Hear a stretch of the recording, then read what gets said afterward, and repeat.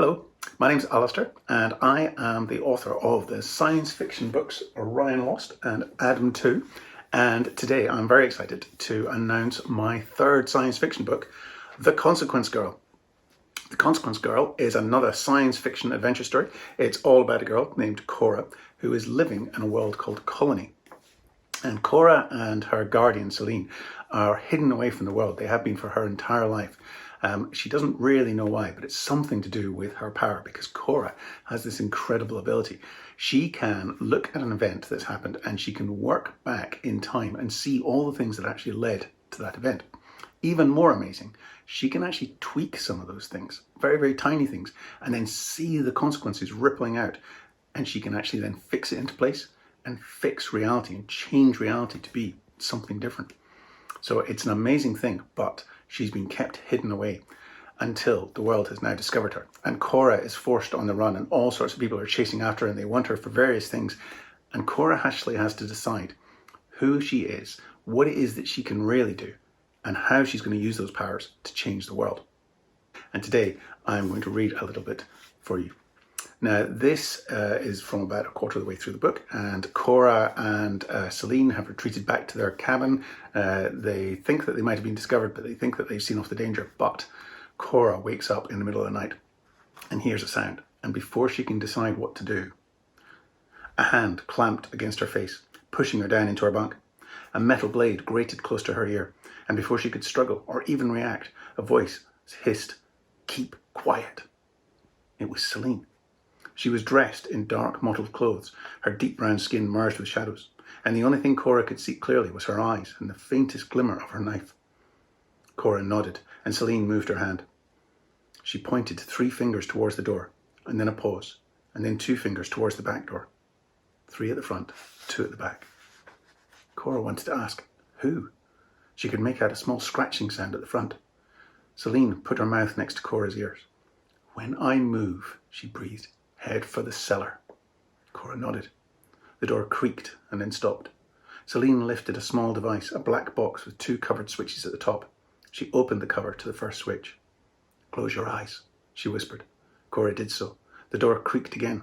She heard a click, and then a sound like a huge piece of paper ripping in two, and light pressed hard against her eyelids, leaving a savage red glow, and a grunt and a heavy thud, and Celine's hand shaking her shoulder hard. "Now!"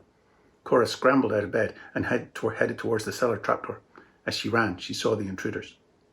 There were 3 of them, in black outfits with face masks and goggles. They lay in a heap on the floor. Above them, the eaves of the cabin burned with a shocking white light that seemed to fizz.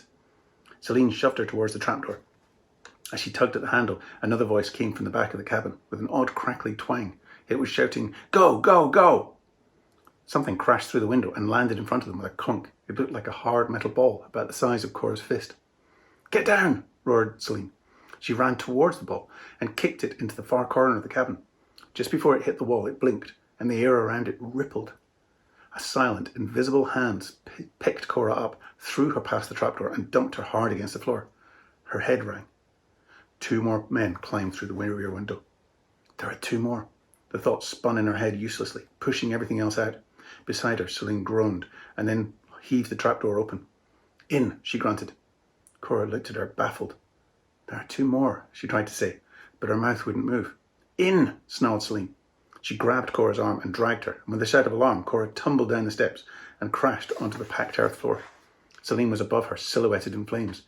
She leapt down after Cora and slammed the trapdoor shut behind her, flicking the light switch on.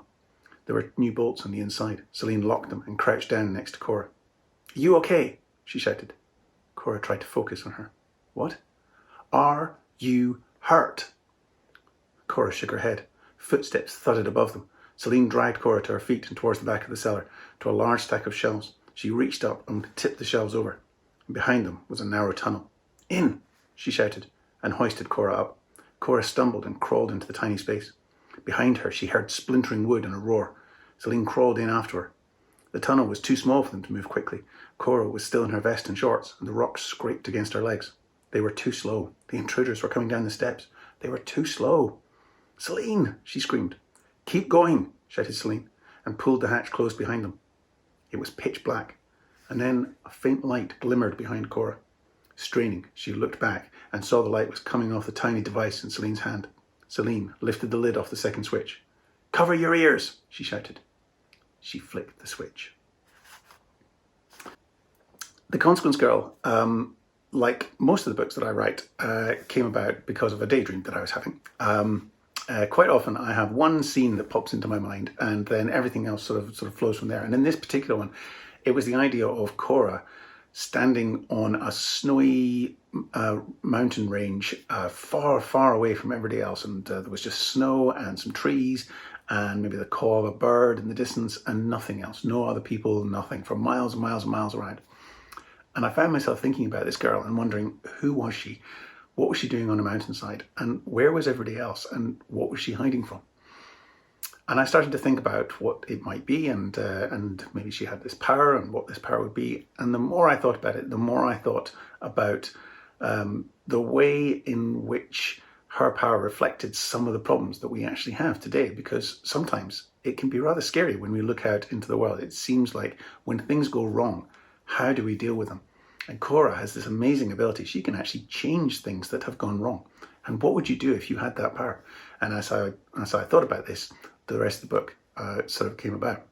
And this is one of the things that I absolutely love about science fiction. Science fiction is full of these kind of scenarios that you can set up.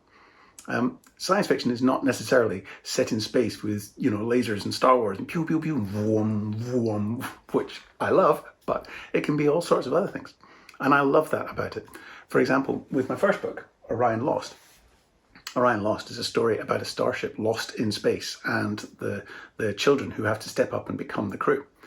But I got to talk about what it actually means to be an adult and what it means to take on responsibility and how to recognize that you actually have the power to take these steps. And then with my second book, Adam 2. Adam 2 is a story about a robot uprising and a war between humans and robots. And there's lots of exploding robots and all sorts of adventures. But I got to talk a little bit there about what it's like to put yourself into somebody else's position and how to see the world from other people's point of view. I got to talk about empathy and about how we actually make peace after a war. And then with this one, The Consequence Girl, Cora's ability is quite incredible, and I had a lot of fun thinking about all the science fiction effects of that and going back in time and changing things and working forward and all the ways in which you could use it.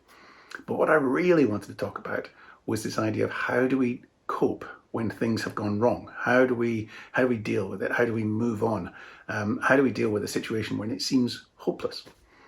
And this is the thing that I love about science fiction, is you can have the pew pew pew lasers and you can have the space adventures, and then in the middle of that you can actually ask some really, really big questions and put people into really tricky scenarios and say, what would you do in that situation?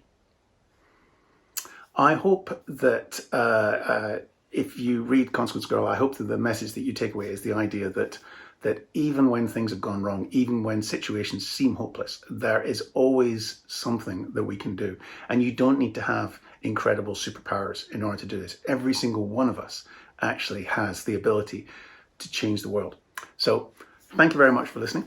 I hope that you get a chance to read The Consequence Girl, and I hope that you enjoy the message. And I look forward to hearing from you. Thank you very much.